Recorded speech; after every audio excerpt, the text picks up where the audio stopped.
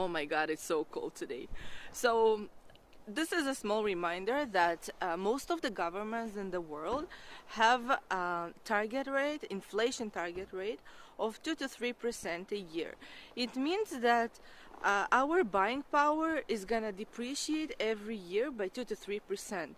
So whatever I could buy for $1,000 today, in a year I'm gonna need more money to buy exactly the same thing. So by keeping money just in the bank, not investing or under my mattresses, I'm losing for sure, right? What does it mean?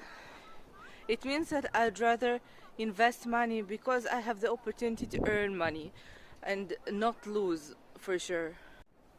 And also look at those amounts of snow. Oh my god, so much snow and it's so cold.